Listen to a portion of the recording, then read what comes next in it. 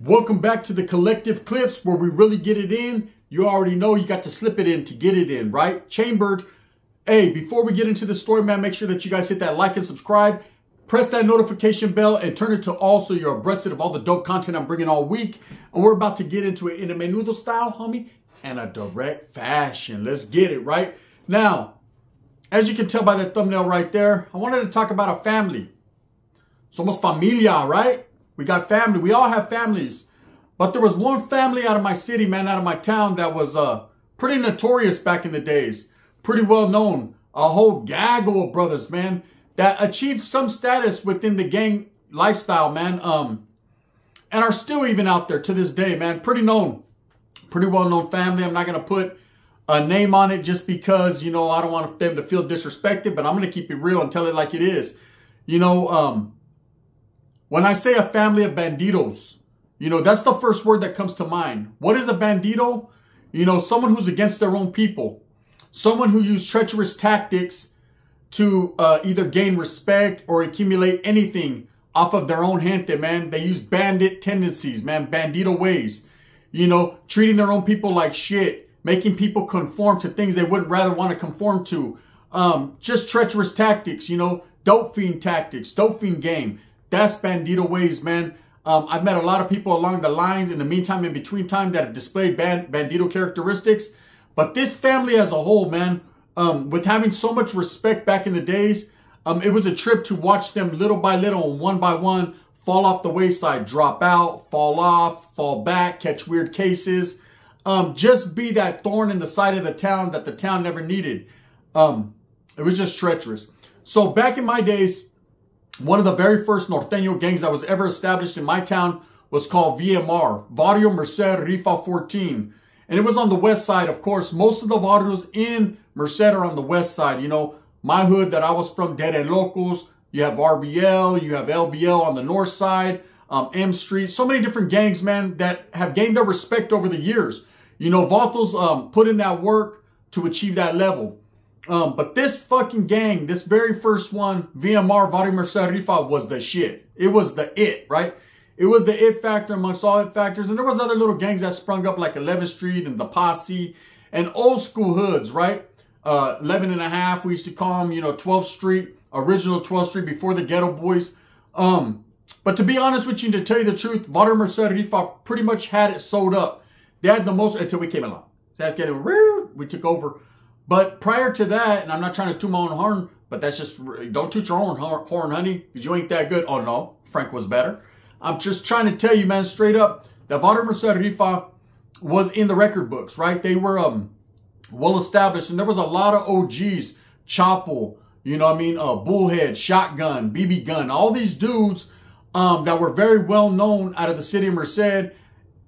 In them, within them walls and outside of them walls on the streets, you know, they did a lot of time incarcerated. Now, this is before Norteños was what it was in the city of Merced. We didn't know no better. We was out there running like chickens with our heads cut off, just trying to establish and spring up new barrios. Now, unlike LA or any of the barrios down south, man, Merced is relatively new when it comes to gangbanging within the last 40 years. You have barrios in LA, San Jose, Salinas that have been around since the 20s and 30s, and that's well documented. But in my city, everything started to happen around the 70s and 80s when Vatos started to become incarcerated and the Norteño movement started to pick up and kick up dust, right? That's when Vatos were getting out with huelga birds on them. They were getting out with the symbolizations of the Norte, and people like myself and other youngsters were looking at them for encouragement, for enlightenment, for education. And we weren't getting much, but what we were getting, man, we were able to fucking cross the T's, dot the I's, and come together like some butt cheeks, man, and handle our own business. Now, I will say this, Barrio Merced Rifa was well established and had the most respect out of any gang. And the reason that is because it was a whole group of about two families, the Garzas and this other family that got together and felt that if for no other reason, they should push this movement. Now, they were the first familia to be displaying the Norte tattoos. Man, I remember seeing huelga birds on these guys. And it was a group of brothers. Over the years, there started to become sons, nephews, grandsons, and all that generational.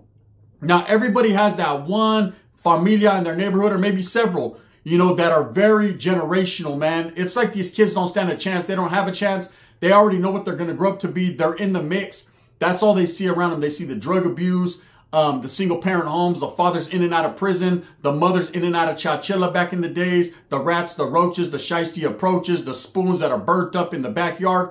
It just is what it is. That's real hood, real barrio shit. So this family back in them days, like I said, had a lot of respect. But I started to see some of the older brothers would get out of prison, man, and they didn't want to participate in the reindeer games. It seemed like they wanted to be flamed up. They wanted to have Mongolians. They wanted to still be spreading that Norte gospel. But when it came to putting in that work or doing dirt, they'd rather kick back in the front yard drinking a Blue Bull Schlitz, right? They'd kick back in the front yard drinking Naitu juice. And I remember telling some of my younger homeboys and some of my homeboys my age, like, hey, what's up with this Familia homes? Back in the days, they had respect, eh? Some of them were members of a group organization while in prison. Some of them came out really rocking that shit Billy Graham style. But it seems like lately, these vatos are getting out and they're doing a whole lot of fucking, weird tactics. There was a whole lot of looking the part and playing the part, but not being really about that part. And I guess that comes with guerra. I guess that comes with war. You know, it's easy to be a gangster or be that one during peacetime. When there's no opposition or no enemy or there's nothing to fucking hate on or nothing to do, you know, vatos are cool. We're so cool that we're going to call you a culo. They're real gangbanging. But when it comes to really getting in them trenches, putting in that work, clipping shit in, doing that dirt, vatos are like, hell no, hell no, we won't go, hell. They don't want to do all that, right? So this one family of bandits, they had a large family. It was brothers and sisters. And I remember one of the main guys, man, that I used to look up to back in the days. I used to think he was the shit. He was in and out of Tracy. Actually, he was in Tracy with them twice. He was across the way one time, still functioning, lightweight. And then the next time, man, he fell all the way off because he caught a bad charge. Now, it seemed like this one family started to do that. It seemed like because they had fucking game or they had respect or they were looked at a certain way, a lot of people were scared of them, apprehensive around them. I wasn't. I was like, fuck it, they ain't nothing but just another family with weird noses, right?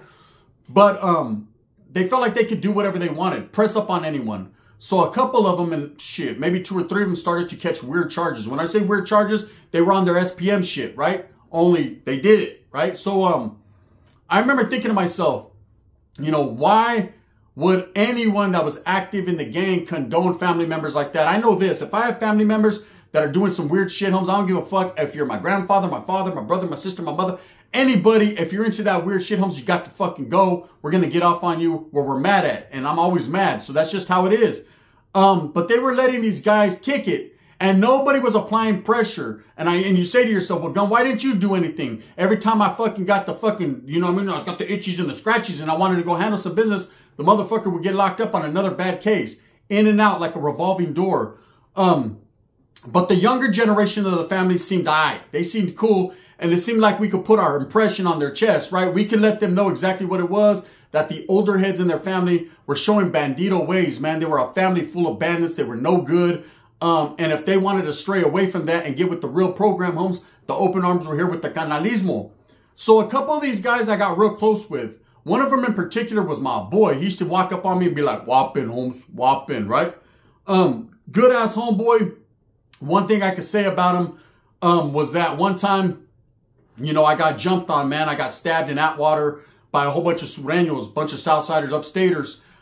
This vato was one of the only homeboys to come to my aid, to step it up, come to the hospital. I was in that motherfucker in a coma damn near, right? And he was like, hey, homie, whopping, I got you, right? And needless to say, quietly as it's kept, business guy handled efficiently and immediately. So he was down. But a little bit over time and little bit by little bit, man, he also took a step back and fell off. And I wondered why this family that was so dangerous and had so much love, right, would really fall off. Why would they do this? Why would they tend to keep, allowing these type of things to happen when they have so much fucking love? I mean, these vatos, I used to see them all around town cruising, you know, and the family was very well known. And I'd be like, shit, I just tried to bone their sister, right? Back in the days, you know, I got an old lady now, so I don't even try to think of them things. But back in them days, I did, and I was close. There was a couple of the nephews, man, that to this day, man, I still got love in my heart for. I'm gonna tell you a little bit about a little story of one of them. I had to knock his whole teephasis out, and the other one, man, is still to this day, man, I still got a little bit of love for him, but his theos can go to hell, just what it is, and his dads and whoever the fuck else is in his family. Now trip out. So I had a homegirl, right? Crazy story. And my homegirl, I used to live with her from time to time, man. She was a very close family friends with my closest family friends, put it like that.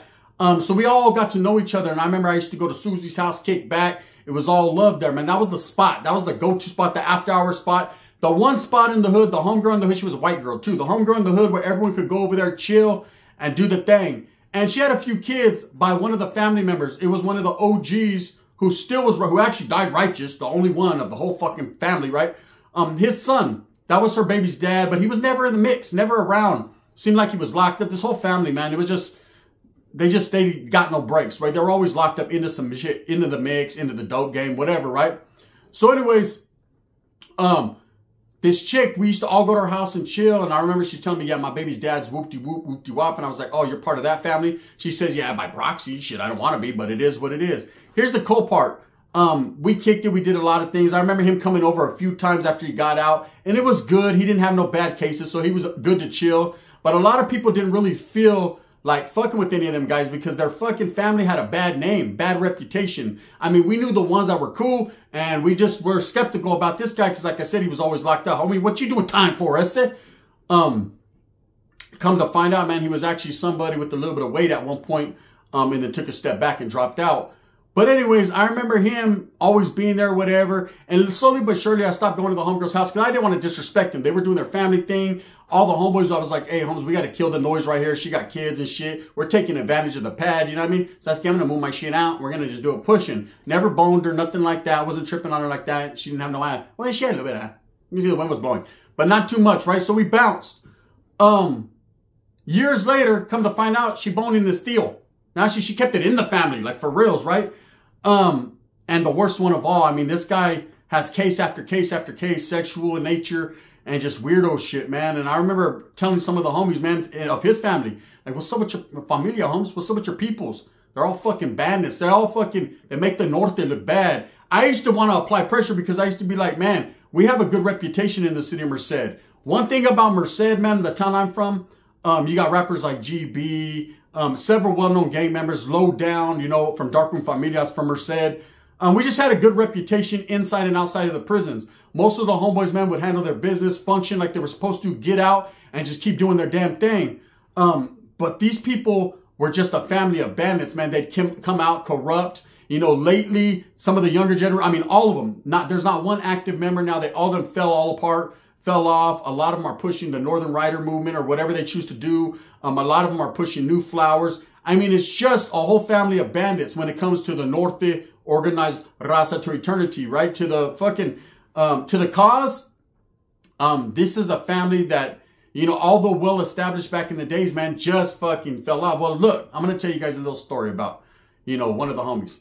I guess he was.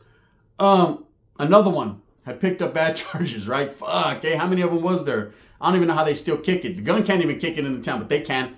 Go figure, right? So this one, we were real close, man.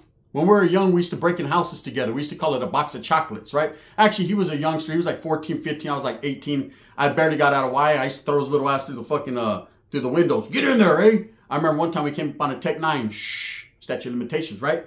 I thought I was the shit, right? We used to be hitting licks. Boxes of chocolates. You never know what you're going to get. So me and him were real cool. He'd always have his little brother tagging around and shit. I used to say, get this little mocoso away from me. They got that mocos all over our nose. Right? They'll trip out. So we're fucking doing our thing. Years pass, man. Develta actually becomes a little rapper. A lightweight little rapper. People are enjoying his music. I heard, but I had also heard that he caught a bad case, right? And it was a case that he didn't actually catch, but he was known to have done it. It was facts. We seen paper. We knew. Everyone knew. But there was not a lot of people handling business. Like I said, these motherfuckers were able to wiggle and get away with whatever they wanted. So we went to a club one night, the club called Maloney's. And I remember catching up with him. And I've told this story before, but he's part of this family, right? So I get there, man, and he's there with a gang of bitches. He has diamonds in his mouth, little gold jewelry. Just thinks he's the shit, right? But I know that he don't know that. I know that he don't know that he's doing weird shit with little kids, right? With younger women. So I'm there, I see him, I spot him, I tell the homies, hey, I'm gonna get off, right? I'm gonna handle my business. They're like, yeah, let's do it, let's do it. I said, don't trip. Let me take flight first because I owe this Vato something. You know, I felt bad because he was a younger homie back in the days. Motherfucker, I taught you better than this shit. What are you doing, right? Weirdo.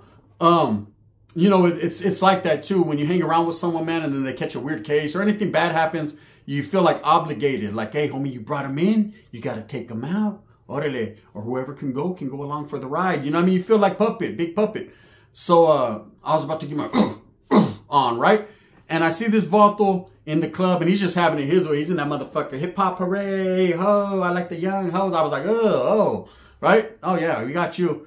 And he walks up to me, he sees me, he's like, oh, what's up, homie, what's up? And I he's like, hey, what's up, fool? Right? And he was like, oh, fool, what you guys doing in here? What's cracking? I said, somebody's head tonight.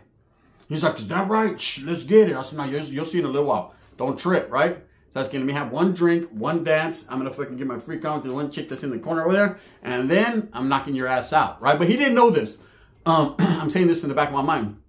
So I proceed to the drinks. Boom. Handle my business. I'm telling the other homies, man, everybody's thizzing that night. They're fucking feeling themselves, right? Everybody's in the building and they're feeling themselves. And I'm like, hey, bro, I'm going to get off right now, right? So what happens is a scuffle starts off, man. This black guy and this Vato's fucking primo, they're getting off. Boom, boom, boom, boom, boom. And he's just sitting there with all these hyenas watching his primo get beat up. Straight, I'm not going to say the homeboy was beat up. That's a good homeboy right there. I'm just going to say he was losing that one. You know what I mean? Slightly. So he's getting off the boom, boom, boom, boom, boom with the black guy. And I'm looking at him like, I should have socked his ball as soon as I walked in. Look at him, letting his own familia. That's the type of bandits these motherfuckers were, man. Let their own family go down. So I walk up to him. I'm like, what's up, homie? He was like, what's cracking? Your face, puto! Boom! Caught him. Teeth this way, grill that way. Caught the grill, stuck it in my pocket. It still had 2 teeth in it. That was like, oh, hell no. Right? Yeah. Gave him the business. I'm in them trooped on. I remember we got off. Boom, boom, boom, boom, boom. Chicks were like, no, get off of him. Please, no, you smell good. You smell good. I know I do. Right? Boom, boom, boom, boom, boom. I'm getting off. I'm handling my business. And then, of course, the next day, man, he, from what I heard, his whole family was looking for me. Like, I care. What are they going to do? Rape me? Come on now, man. Get away from me. You guys are weirdos, right? So me and one of the good homeboys, we pull up on them. They're all on a basketball court by the Willowbrook Apartments. Those of you that know Merced, there's the Willowbrook Apartments. There's some fucking ghetto-ass apartments across the street there. Better than Willowbrooks, though. And then there's a park, homie, next to the Walmart. There's a fucking playground out there and a basketball court. You vatos are on the basketball court, sweaty, looking like they just got done doing bad shit to someone. We pull up on them like, you looking for me? Nah, I said like Jay Diggs. Now I'm looking for you. Get no whack 100. I jumped off the shit like, what's up, bro?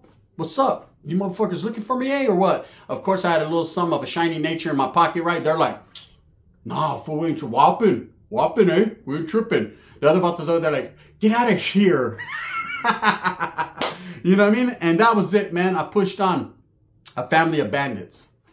You know, a family that was recognized at one point in time as being that family, that Norteño family, really in the Valle, man, and they had a lot of respect, man. Like I said, there was other cities that I would see Vatos, OGs, big old Rochas kicking back in front of their pad. You know what I mean? And little by little, that faded away. And now you see in front of their pad is burnt spoons, fucking roaches crawling across, and just the same old fucking tirada shit. You just know what it is, man. Don't think because a family has all this respect, they're going to keep that. Sometimes the generations get watered down and fuck it all up. That family was once the shit. And now, homie, I can say truly, honestly, caca. That's just what it is. With that being said, I hope that you guys move smooth with a purpose, get everything that you want coming to you. And remember, at the end of the day, I'm just telling funny stories because they're funny stories to tell, but they're all actual and factual and truths. It just is what it is. Hey, Flaco. Not Flaco from a convict's perspective. The Vato from my town. Whopping, homes.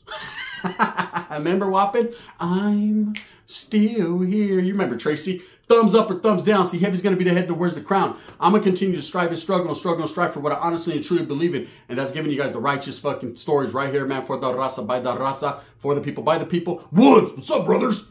And the Africano brothers. You know what I mean? GGD, Je Nawi, Je Masaku, Asante, Kitu. Good night. You know what it is. The gun. Bang, bang.